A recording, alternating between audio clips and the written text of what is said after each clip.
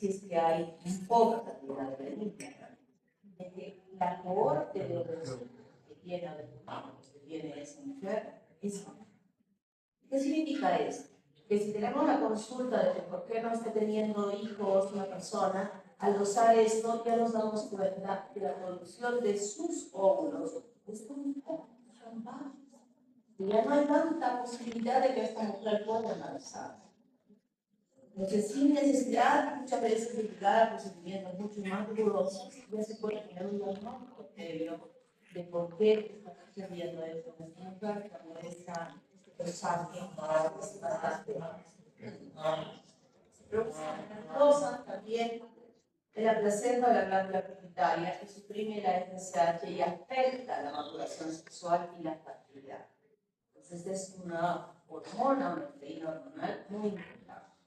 Esto ya lo han visto en sus prácticas esta semana, los folículos primordiales, de los cuales nacemos y se mantienen hasta la pubertad, y de allí es que se inicia esta maduración para formar los folículos primarios, que dijimos que son células únicas, que pueden ser una, dos, o tres, o cuatro, o cinco capitas. Lo importante es que no exista este espacio entre ellas, y hasta que no existan se sigue llamando primarios, y cuando ya existen se llaman folículos secundarios.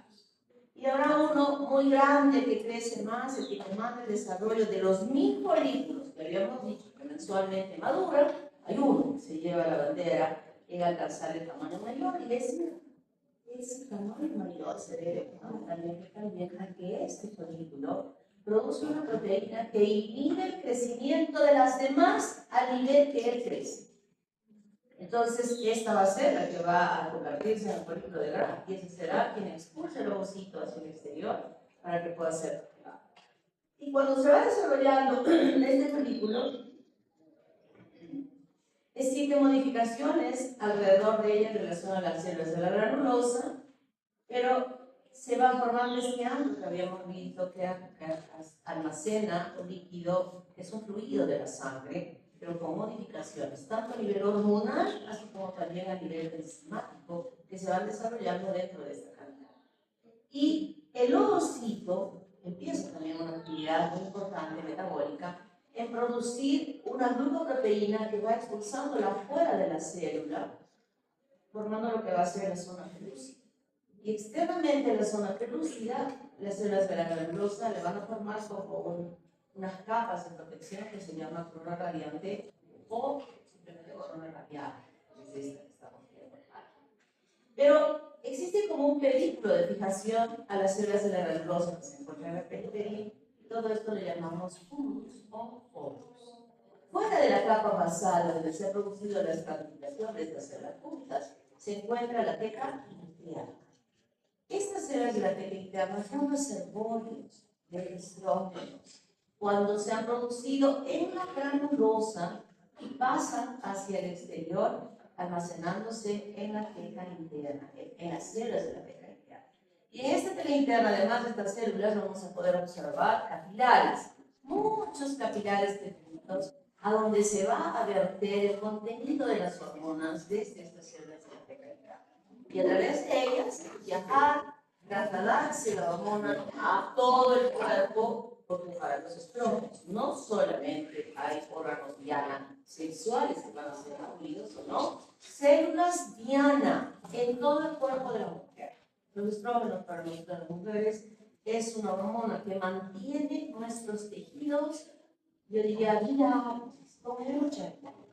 Cuando baja esto, todos nuestros tejidos caen desde la piel, desde los músculos, del cabello, de los huesos, provocando disfunción endotelial. Cuando habla de disfunción, ¿qué es disfunción endotelial? ¿Qué quiere decir?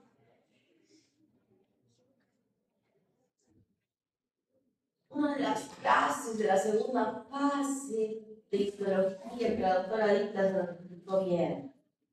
A ver, yo creo que es segunda o tercera fase. Segundo. A ver, ¿qué es disfunción endotelial? ¿Y qué más hicieron cardiovascular?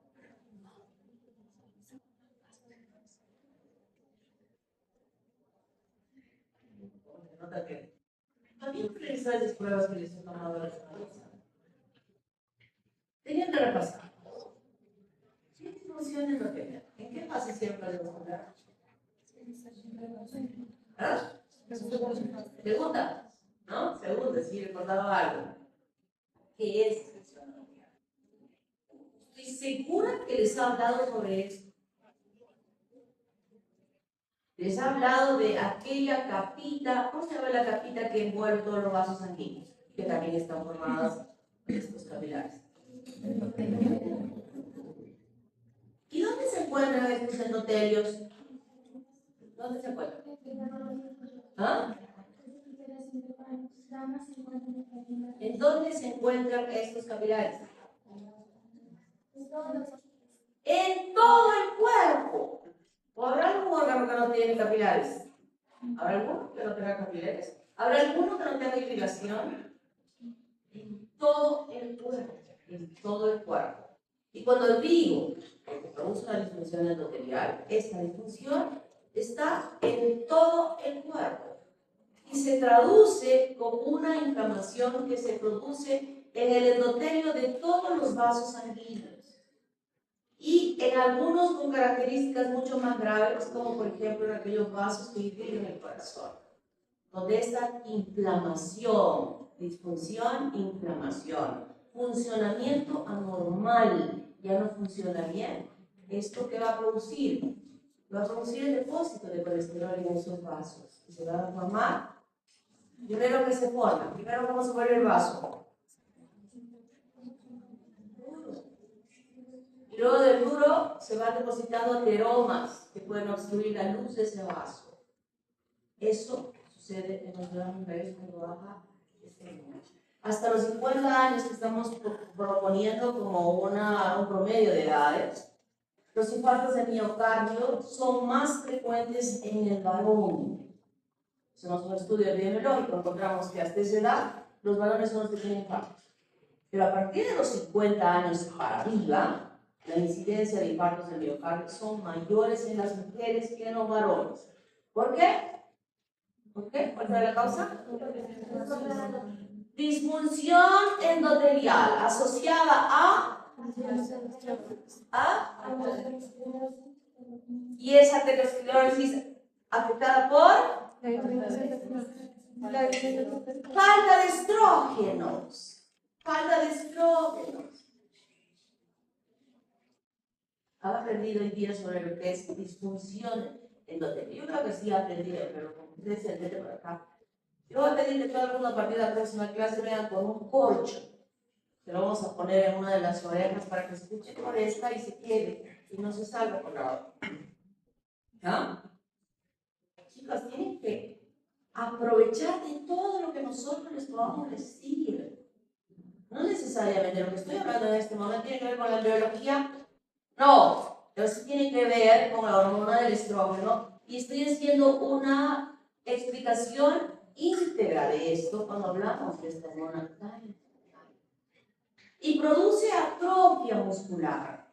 Y la señora después de los 50 años tiene incontinencia urinaria. ¿Por qué?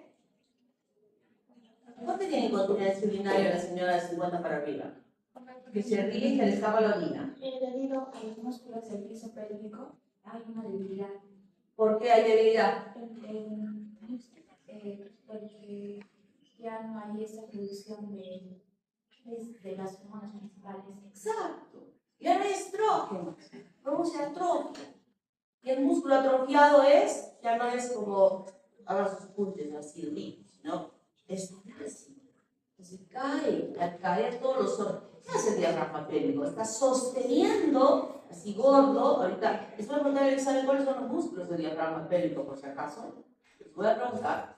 Estos músculos ya no están firmes, están flácidos.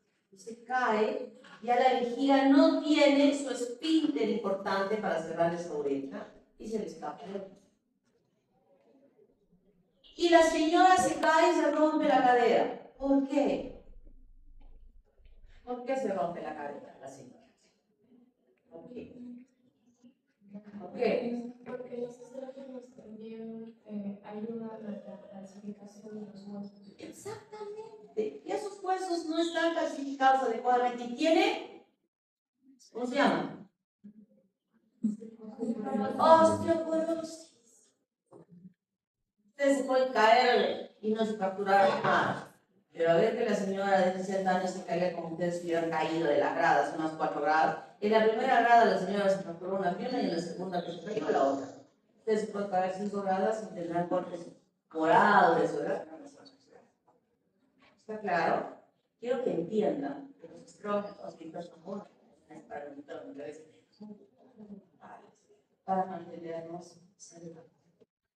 Entonces, la trompa también hemos estudiado que tiene diferentes porciones. Lo importante que hay que resaltar es que está revestida de un epitelio, donde encontramos células secretoras, células ciliadas y células indiferenciadas, que por estímulo hormonal, dependiendo en qué fase del ciclo menstrual o dependiendo si está gestando, va a diferenciarse, o ya sea en célula ciliada o ya sea en célula secretora.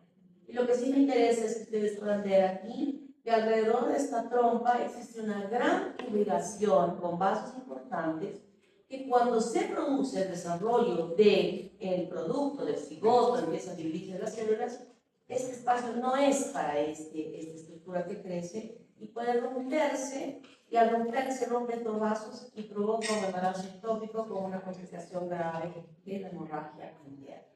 Si no diagnosticamos oportunamente en el minuto que esté llegando la paciente, esa paciente se va a morir por hemorragia interna.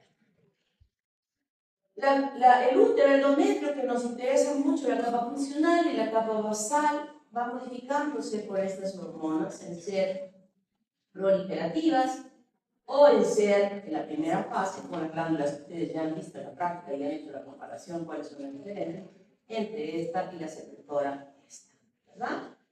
Y con secreciones en su interior muy importantes porque van a servir para nutrir a ese producto que se va a implantar dentro de esa mucosa del endometrio. Y cuando no ha habido gestación, no hay informe a la glándula hipófisis diciendo en ese útero está creciendo un bebé. Cuando no sucede esto, desde la hipófisis dice, ya, entonces vamos a quitar las hormonas. Cae la FSH, cae la LH, caen los estrógenos y cae la progesterona. Resultado de este descenso, estrechamiento, cierre de los vasos que irrigan el endometrio en la capa funcional, cierra, y como resultado de este cierre, necrosis. ¿Cuál es el resultado? La menstruación. Pero acá hay algo que siempre digo para recordar que dependemos de un salud divino, que es Dios. Este descenso hormonal que lo podemos dosar en la sangre de la paciente, de la mujer, lo dosamos. ¿De dónde le sacamos la sangre para dosar las hormonas? ¿De dónde se le saca? ¿De dónde le sacan sangre a ustedes cuando tienen que hacerse un examen? De acá, ¿verdad? ¿Qué significa? Que es una sangre que está circulando en todo el cuerpo. Ese descenso de las 4 hormonas las estoy detectando en la sangre que está aquí. Sin embargo, ese descenso hormonal solo estrecha las arterias estrinales. Estas. ¿Y por qué no las estrecha a las arterias que irrigan la capa basal? ¿Y por qué no las estrecha a la arteria cerebral anterior? ¿Y por qué no la estrecha a la arteria renal? ¿Qué son selectivamente? ¿Qué me quieres decir, niña? Porque si esa sangre está circulando, significa que está circulando en toda la circulación. Entonces, ¿eso qué hay? Una mano divina, que selectivamente ha puesto unos sensores especiales en esos vasos, que esa disminución de la hormona va a estrechar. Ni siquiera las vecinitas, que son las arterias que están irrigando la capa basal, porque en el siguiente ciclo de esa capa basal van a renacer las glándulas para formar nuevamente el epitelio. Y esa es la menstruación. La eliminación de este tejido necrótico que se ha formado por la privación de sangre y que la ha convertido en tejido necrótico. Vemos todo este episodio. Los labios mayores externos, los genitales de la mujer, están constituidos por los labios mayores y menores y el clítoris, que es lo único que es externo.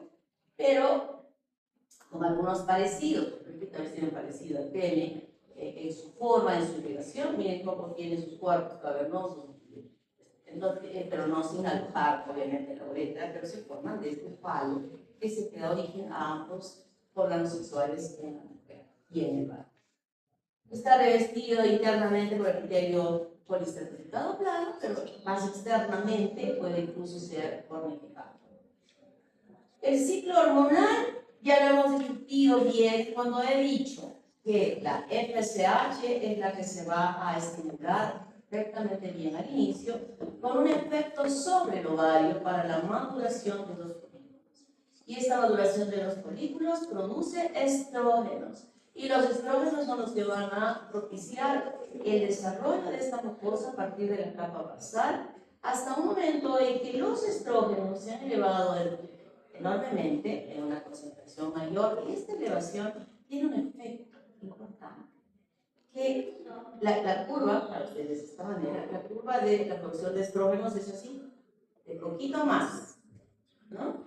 Pero cuando ya está aquí, lo que va a hacer esta estimulación, la liberación de la LH en forma brusca. La LH no viene tampoco así, sino aquí. Y esa elevación de la LH que estamos viendo aquí, que ocurre el día 13, en un ciclo de 28 días, estimula a que se produzca al día siguiente la ovulación.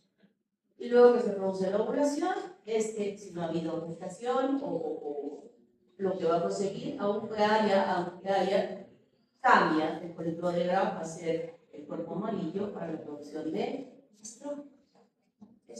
La LH que ha subido, que ha disparado, cae, empieza a ser brusco, pero tampoco es que desaparece, y este cuerpo amarillo empieza a producir progesterona, y esta progesterona va a tener una acción sobre este endometrio que lo hace todavía más grueso, más glándulas, más presión, está preparándolos para la alunación. Y esos son ese ciclo hormonal que se produce. ¿Alguna pregunta acá?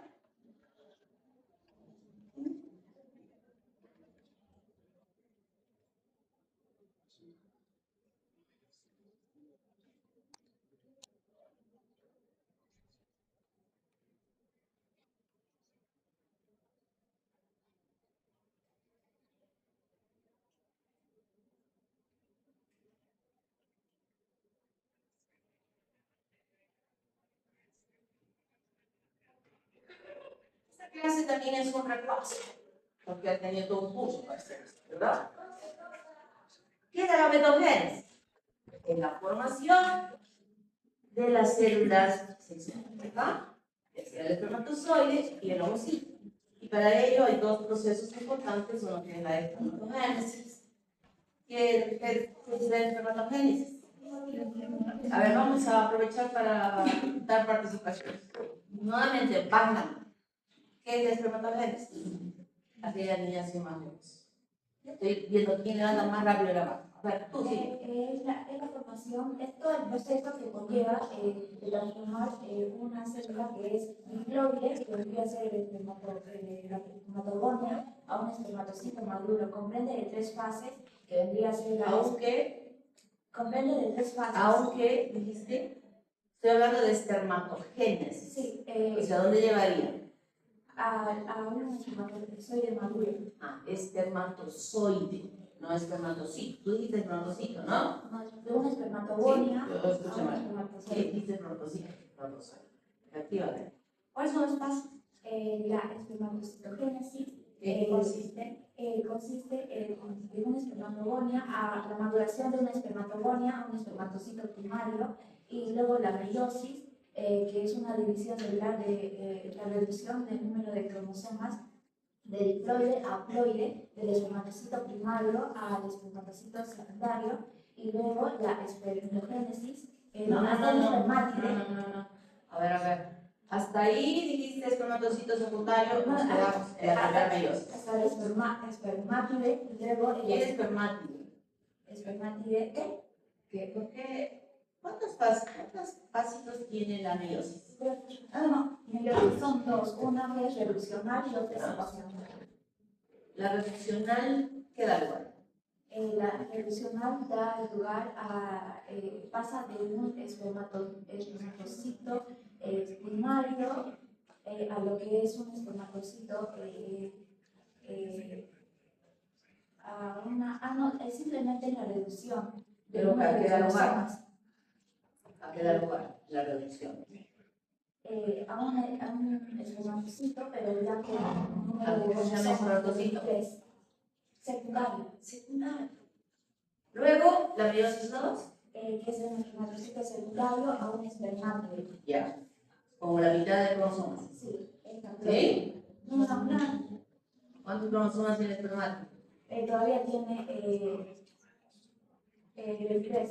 Sí, se llama ecuacional. ¿No? Creo que esa denominación es correcta porque asumimos que cuando dicen meiosis, la partir de la mitad. Digamos así, de meiosis mitosis, porque en realidad mantiene este número de cromosomas. Y luego alguien más que nos diga qué es la espermiogénesis. La espermiogénesis es un proceso por el cual va a pasar de espermátide a un espermatozoide maduro. Acá ya no van a haber más divisiones celulares, sino lo que pasa es que van a haber cambios en el citoplasma, en el aparato de Golgi, específicamente del espermátido. Lo primero que pasa es que en el aparato de Golgi se empiezan a formar núcleos grandes, ricos en carbohidratos, que se van a unir y van a formar la vesícula y el gran gránulo cromosómico.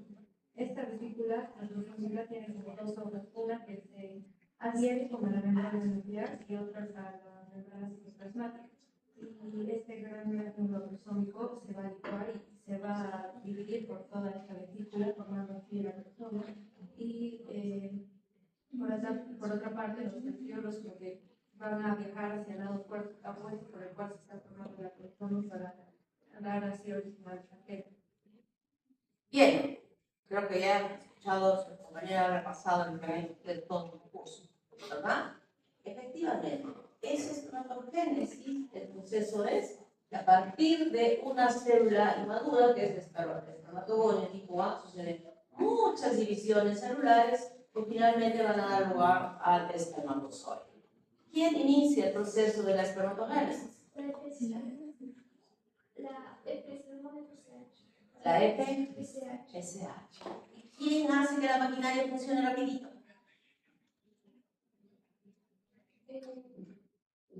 ¿Quién? ¿Quién? Niño, sí. La testosterona. Una prende el chip de la puerta a la palanca y la otra es la que estimula la producción. Y el resultado de esa acción, que ya hemos visto, hemos hablado sobre ello, va a procurar que esas células que están aquí empiecen a multiplicarse con todo este proceso que ya acaba de mencionar. Y efectivamente, en estas fases de citogénesis, de espermatocitogénesis, por 7 divisiones mitóticas va a dar lugar al espermatocito primario. La meiosis 1 reduccional, 23 cromosomas, y en la meiosis 2 ecuacional va a dar lugar a la espermatogénesis. Pero este ecuacional mantiene el número de cromosomas, el número de cromosomas. Pero acá hay una característica especial, ¿verdad? Que estos cromosomas, cuando se dividen ellas, se forman estas, la información genética, 2 van a llevar X y 2 van a llevar Y. Entonces, estos espermatozoides será quien pueda determinar un sexo femenino, estos dos, y este sexo masculino. Que ese es el resultado de una división de un espermatocito primario que tenía como cromosomas sexuales Y. Se va a reducirse, se va produciendo de esta manera, manteniendo uno X y el otro Y. Y cuando se dividen además ya para formar el espermatozoide, dos van a ser X y dos van a ser Y. Y la espermiogénesis, por todos esos cambios que se producen, que ya ustedes lo conocen muy bien, muy importante es, su compañera ha dicho muy bien, pero hay que agregar algo que quiero que recuerden. Cuando se está produciendo la espermiogénesis, es una etapa de síntesis activa de ese espermátide. Su compañera habló de glucosa, de carbohidratos, no solo carbohidratos. Más importante que esos carbohidratos. En este momento de la espermiogénesis, esa célula es metabólicamente activa, pero activa enormemente, porque aquí empieza a preparar los organoides, que son necesarios para la síntesis de las proteínas, gran cantidad de enzimas. Enzimas que van a quedar introducidas dentro de este acrosoma. Enzimas que van a actuar en el proceso de la fecundación. Luego que las mitocondrias han producido la cantidad de energía necesaria desde nuestra bioquímica, y toda esta síntesis de proteínas es todo un proceso que se requiere de energía para poder hacer esta síntesis de proteínas que son traducidas en las enzimas. Las proteínas son enzimas, ¿verdad? O las enzimas son proteínas, mejor dicho. ¿Sí o no? Sí, me tiene que decir sí. Si no, voy a ir a meter el libro a la doctora Jenny y a la doctora Yulitza. Claro que es una pobre bioquímica, la verdad. Su único curso de bioquímica. ¿Han aprendido bioquímica o no han aprendido bioquímica? Creo que no, porque nos cambiaban tantos estudios. Nuevamente hemos regresado a la bioquímica 1, bioquímica 2, porque yo he dicho de bioquímica, estos chicos no recuerdan nada. Y la bioquímica, la anatomía no va a cambiar, No va a parecer que ahora tenemos 3 ojos, que hay doble arteria renal, 5 arterias uterinas. Eso no cambia. El libro de Testit, que nunca lo han visto según ustedes, que son así 4 tomos de gordo, que quien sabe Testit, que ya es un erudito de anatomía. No cambia. Más bien de lo que él había investigado de este compendio, ni siquiera es compendio, es toda la anatomía, todo el mundo lo ha tratado de reducir. ¿Y qué estudiante de medicina iba a recordar estos 4 tomos?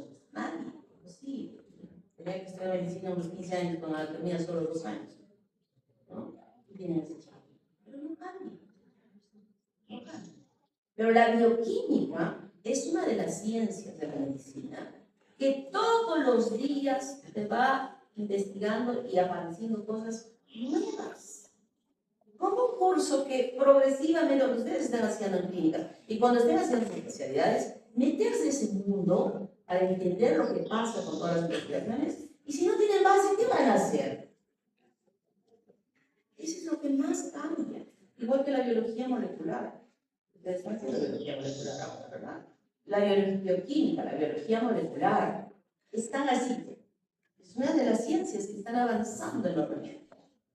Entonces, tienen que recordar siquiera que las proteínas o las enzimas son formadas por enzimas. Y esas enzimas, en este proceso que estamos viendo aquí, son la parte estructural, pero no estamos viendo la parte funcional, les informo en todo este proceso que está sintetizando enzimas que luego van a ser introducidas dentro de esa vesícula.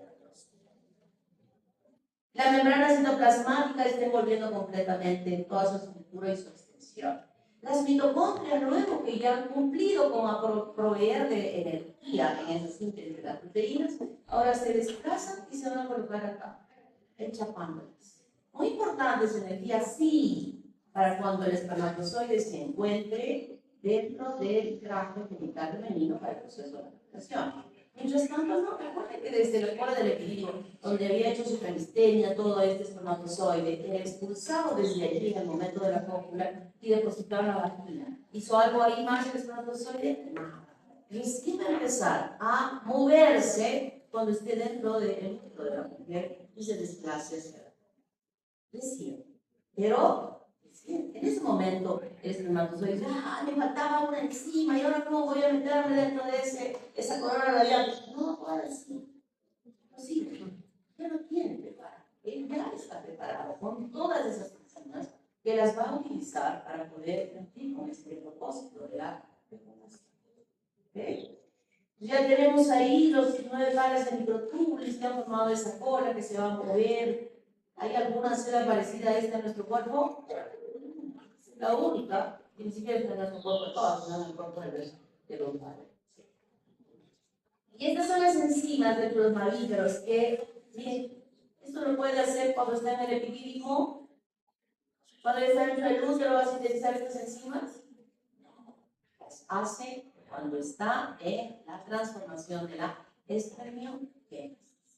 Nosotros, de todos, estoy hablando de mamíferos, en general, nosotros ya usamos de aquí. Usamos algunas, pero las más importantes van a ser la hialuronidasa.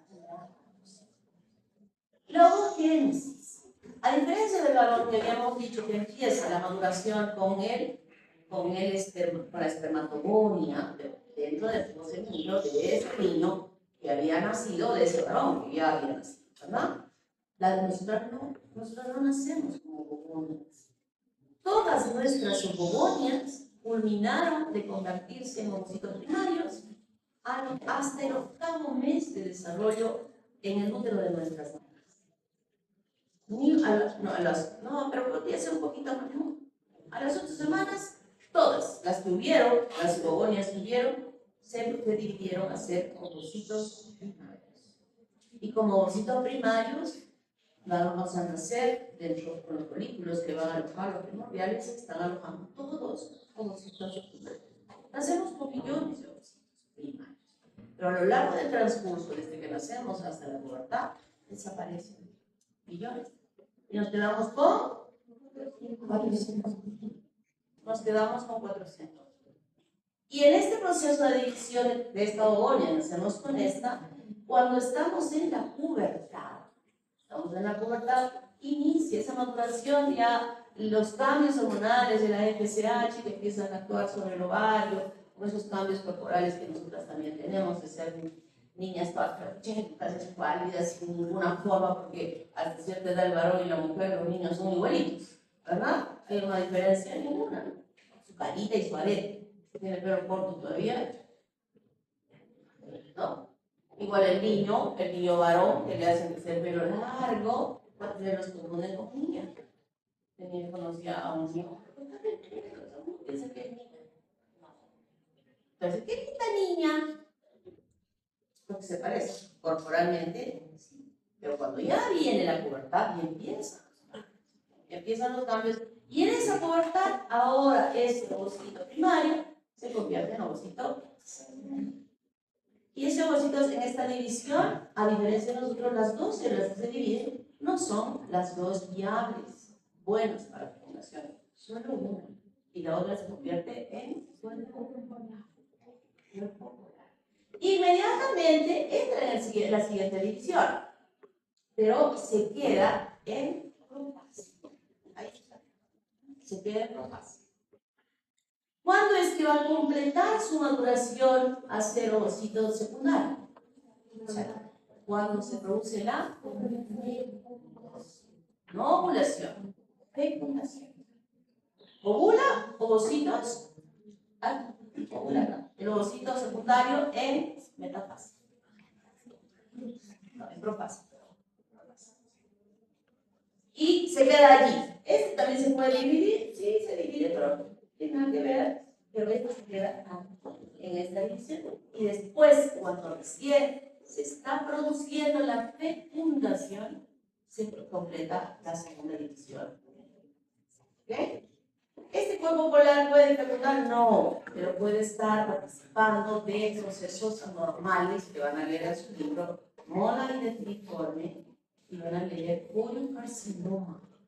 Es uno de los cánceres más agresivos que se pueden producir. Después de una gestación normal, puede ser después de un aborto, también. Así es que lean, por favor. Esto ya lo saben bien, todas estas fases, incluso cosas para el examen.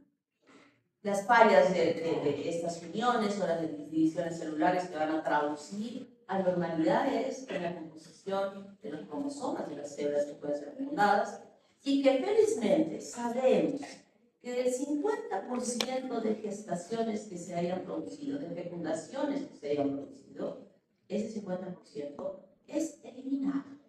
¿Y por qué es eliminado? Porque el organismo detecta que podría haber alguna anormalidad y se elimina, miren, estoy hablando 50%, y se elimina incluso antes de la siguiente menstruación, donde muchas mujeres ni siquiera supieron que estaban embarazadas.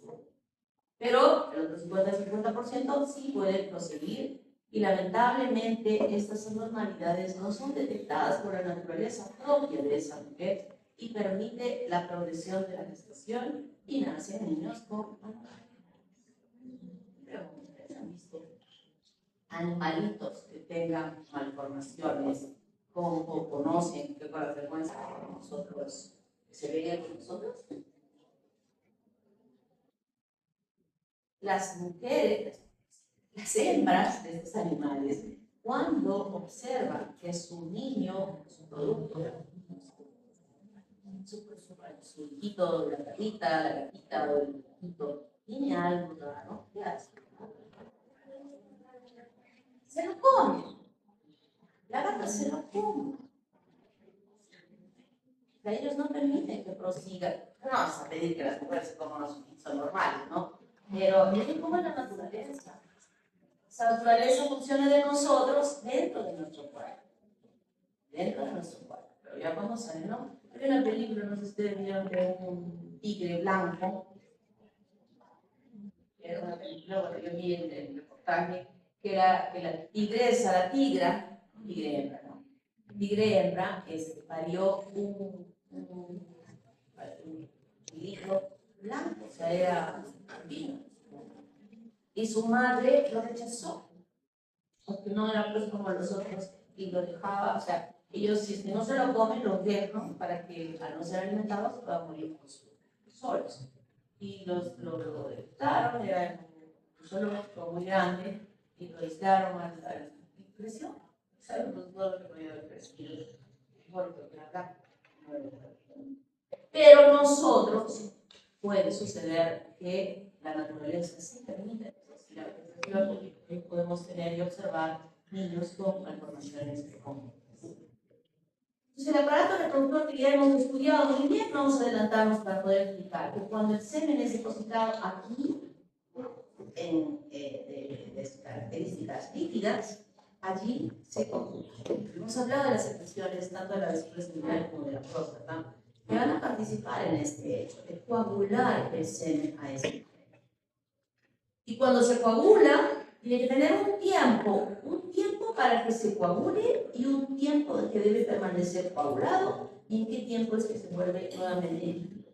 Cuando se vuelve líquido, va a penetrar los espermatozoides por el cuello del útero, emitiéndose unos en caldo, como se suele decir cuando van en el paso, a este lado, que no se produce la ovulación, y son cientos, millones, miles, cientos que llegan hacia la tercia de la trompa externa, donde uno se da el escogido para que pueda fecundar este óvulo. Cuando hagan su investigación formativa, que ya hemos dicho que va a ser el tema, también quiero que me hablen del espermatograma.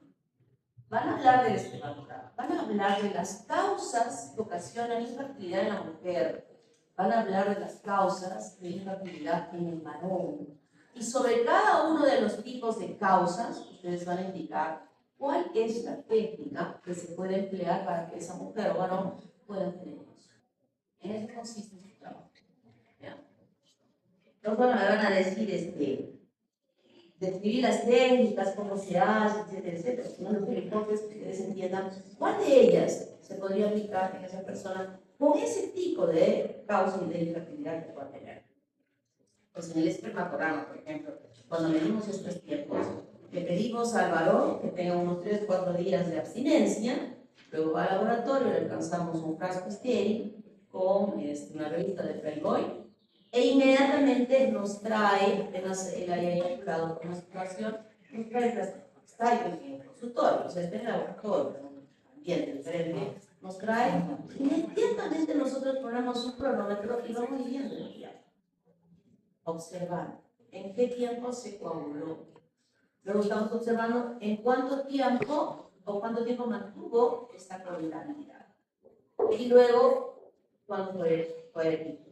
Y medimos glucosa, y miramos, contamos las células, y observamos la movilidad de las células, y vemos su morfología, cuántos tiene cola, o sea, todo eso son valores que están incluidos en este programa que nosotros vamos a utilizar para conocer si está bien ese semen o no está bien. A veces esa es la causa de la infertilidad y sometemos muchas veces a las señoras primero con todos los procedimientos que algunos son muy complicados, y cuando todo está bien, recién vamos al varón y le decimos, a ver, vamos a pedir un espermatograma.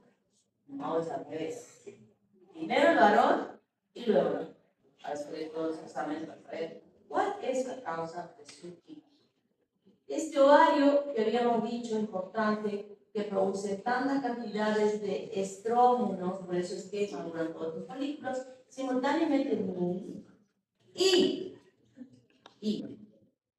cuando ha sucedido esto, aún el que empezó a madurar el día, un ciclo de 28 días, aún el que empezó a madurar el día 12, que recién cambió una sola capita de células únicas, se va a convertir, cuando se produce la ovulación, en un folículo atrás. ¿Qué significa esto? Que ese folículo que tenía una sola capita de células únicas, en el siguiente ciclo ya no tiene ninguna posibilidad de seguir madurando. Se perdió.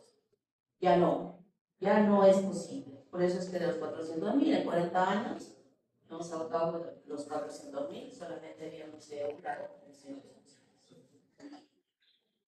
Y todos estos cambios importantes que estamos viendo, cuando ese folículo ha alcanzado su máxima maduración y se convierte en el folículo de Gram, ahora él va a ser responsable de la liberación del ovocito que está desarrollándose dentro de él. Habíamos dicho que este ovocito tiene su zona pelúcida y la corona radiada alrededor de él, ¿verdad? Y que está suspendido en un líquido, que es el líquido del ámbito folicular, que es un fraudado de la sangre, y donde, si hacemos una bioquímica de estos líquidos, vamos a tener proteínas, hormonas y enzimas muy importantes que no se encuentran directamente dentro de la sangre, pero que aquí van a actuar eficientemente porque la genética y la genética molecular ha permitido la síntesis de todas ellas, inducidas justamente por el ovocito. Bueno, que hablábamos que el ovocito tiene que ver con el metabolismo, este es parte de esa función del ovocito. Entonces, ¿qué sucede cuando hemos dicho en esta primera fase del ciclo menstrual que es la producción?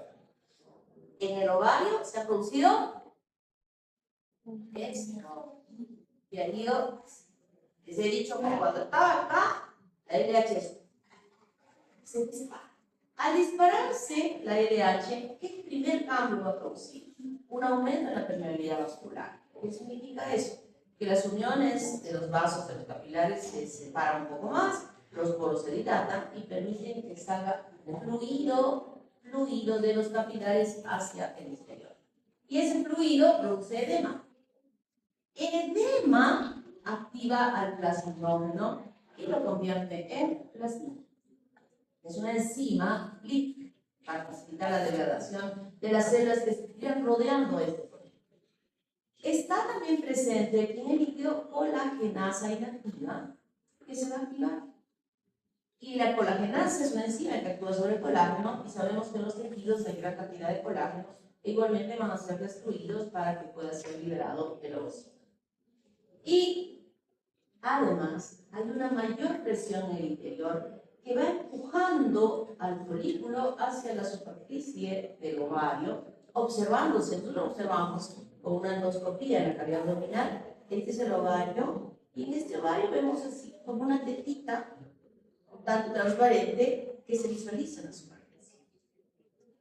Esta presión, la ruptura de las celitas que están separándose de los tejidos de estas enzimas, hace que esto protruya más, hasta que finalmente se rompe.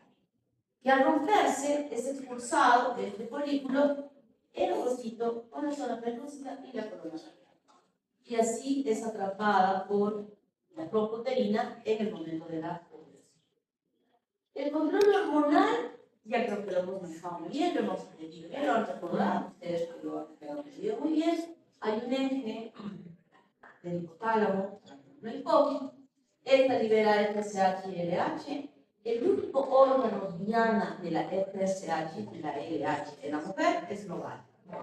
Y sobre él actúa la FSH para procurar la maduración de los folículos y la LH para producir, no solamente madurar, y al madurar producir estrógeno, que en la primera fase estimulará la proliferación del epitelio del endometrio, actuará sobre el epitelio vaginal, lo hace más rico, con mayor protección. En las trompas, ¿cuál va a ser la célula más importante? Hay que diferenciar. En las glándulas mamarias, donde se observa mayor preferencia de la mama, que en muchas mujeres incluso se traduce en dolor.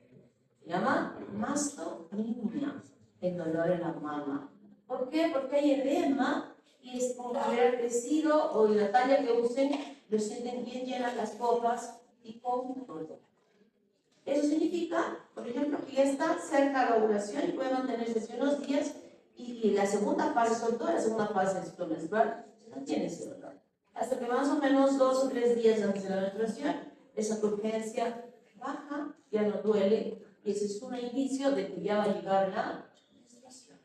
Y en la piel, y en los ojos, y en todo el cuerpo de la mujer joven, es que se puede traducir toda esta acción de estas hormonas. Se produce la ovulación y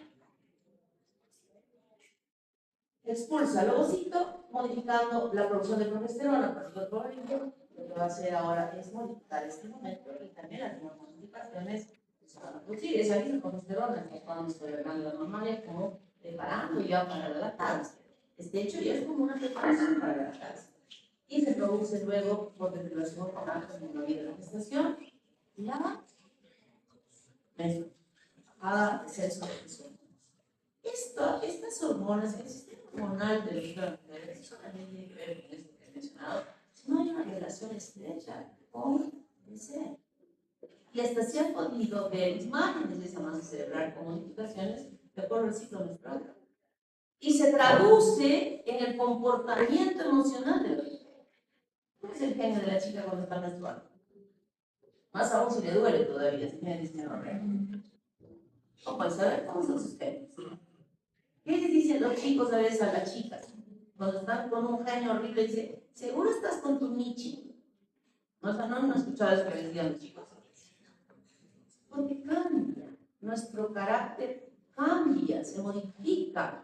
Aún en la que no tiene dismenorrea. Hay muchas chicas que menstruan y no tienen ninguna molestia. Aún en ellas, su carácter está modificado por esta relación estrecha hormonal con el sistema nervioso. Ahora sí se han dado cuenta, ¿no? De esos cambios a que se debían. No era el dolor solamente, sino que este descenso hormonal también tiene relación estrecha con el sistema nervioso en algunas áreas de nuestro cerebro, en las áreas emocionales, donde puede ser. Y entonces yo quiero que ustedes terminen su carrera. ¿Cuál sería el impedimento de no terminar la carrera? ¿Qué podría impedir que termine su carrera? ¿Ah? Un accidente. Un accidente. Otro impedimento, doctora, también puede ¿Qué? ser, otro impedimento también puede ser la situación económica de cada familia. También, vale. ¿Un embarazo? Yo decía a mis hijos siempre, éramos jóvenes, ustedes, yo eso. Todos ustedes, cuando estaban en la uno, ya le vean cuando tú siempre. Se va de la casa. Yo no voy a aguantar que alguno de ustedes tenga un varón y una mujer, vaya a embarazar o quede embarazada. Se van, sabrán cómo mantenerse. Siempre lo he dicho así. Y ahora me arrepiento. Porque ni uno ni el otro quiere casarse y yo muero por tener hijos. Pero los papás decimos eso siempre, ¿no es cierto? Tal vez no lo hagamos, pero al menos ya ustedes saben que tal vez les decíamos, mi mamá sí lo hace. Ella sí lo hace. Porque yo soy así, ¿no? Entonces, miren esto. Yo no quiero que eso suceda, por favor. Quiero que todos culminen su carrera perfectamente bien. Vale que yo diga abstinencia total. Eso decía, recuerden que yo enseño 33 años en la facultad. Eso de abstinencia yo decía hace años. Ahora ya pues tengo que evolucionar con los chicos. Tengo que asumir sus hormonas. Yo finalmente no estoy induciendo, estoy procurando que comentarle a todos, por favor. Menstruo, ¿verdad? Menstruo. Luego de la menstruación, las mujeres eliminamos las secreciones casi de sangre y una poquita que usamos anti-liners, que son unas toallitas chiquititas. Luego hay una etapa de secreción totalmente disminuida. Siempre eliminamos secreciones nosotros, pero aquí es casi nada, poquitito. Pero de pronto, este es un ciclo de 28 días, 28 días. ¿Cuántas menstruan cada 28 días de forma regular? Levanten la mano. 29. 30. 31. Estoy yendo regular, ¿no? O sea, cada 31 días. ¿Y 35? ¿Cuántas son irregulares? Un ciclo 28, el otro 30, el otro 35. ¿Por qué no levantan la mano? ¿No les igual? Y la mayoría son. Y cuando yo digo que la ovulación es 14 días antes de la siguiente menstruación, en los ciclos irregulares, ¿cuándo es el día de la ovulación? 14 días antes de la siguiente menstruación. Esto es lo que se mueve es esta primera fase. ¿Ok? Esta primera fase. Entonces, eso de decir 14 días a la mitad, embarazo seguro, porque no están aprendiendo bien. Es 14 días antes de la siguiente menstruación. Y entonces, ¿cuándo? ¿Y si soy irregular? ¿Cuándo estoy ovulando? ¿Cómo voy a saber? ¿Cuándo me toca ovular? ¿Verdad? Pero aquí van a aprender. Están, somos que es 14. Se quita un poco de humedad, un poquito de humedad, se incrementa un poquito la humedad, y de pronto el día 13 hay un descenso muy importante, que muchas veces las mujeres decimos, si acá se hace poquito menstrual. Se van corriendo al baño porque han sentido ese descenso, y cuando van a ver a limpiarse, es una secreción transparente, blanquecina, como la clara de huevo. Ahora, ¿cuándo sucedió eso? Cuando se disparó la LH. El día 14, ovulación. Luego, un poquito más, porque sigue descendiendo la secreción, y de pronto otra vez se quita y ya se. ¿Cuándo es que uno puede, ojo, los preservativos tienen 50% de seguridad para evitar la gestación? Sí, 90 a 100% para evitar las infecciones de transmisión sexual. Pero como método conceptivo para evitar el embarazo, no sirve. Preservativo no sirve. Puede servir aquí, por si acaso, estos días. No quiero nada. Aquí, abstinencia. Abstinencia, preservativos.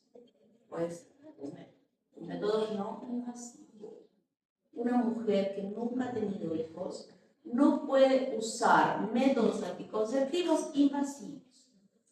Pastillas, inyecciones, ligadura de trompas, inyecciones con depósito, dispositivos intrauterinos.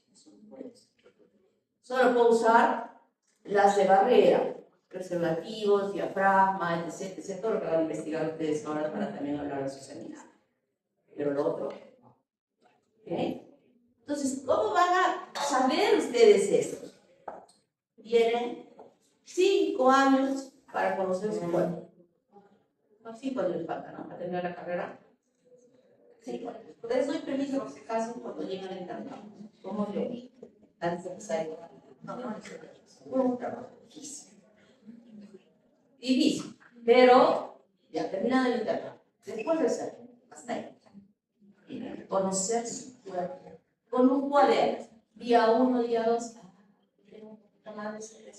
cuenten de acuerdo a la cantidad de secreciones en qué momento es que tienen este pico máximo de secreción.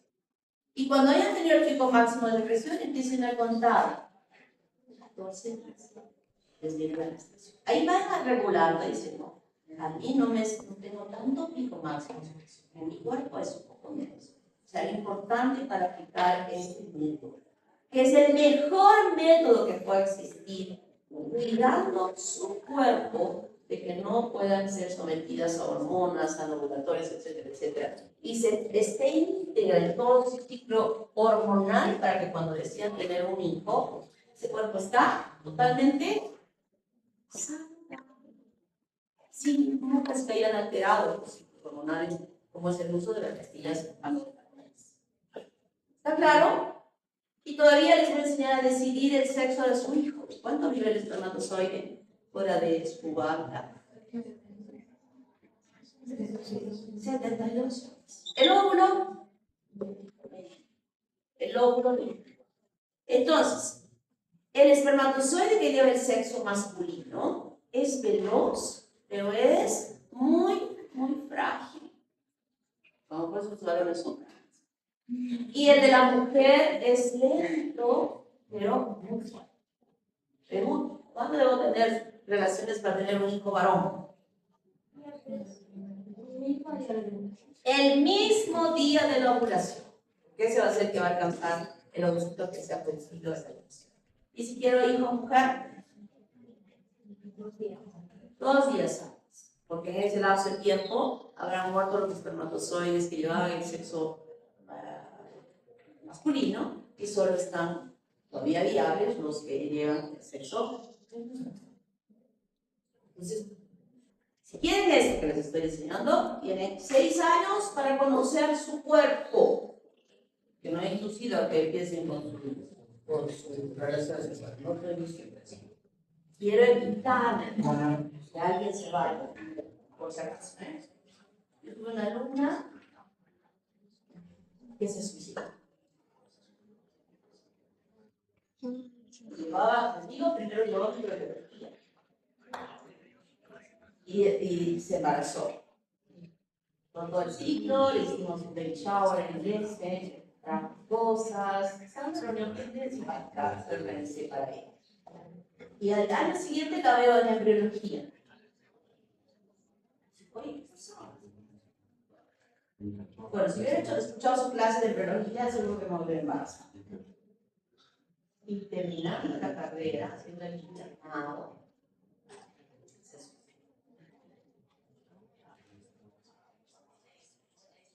a todos. Su esposo, porque se casó, era de su promoción, yo tenía problemas.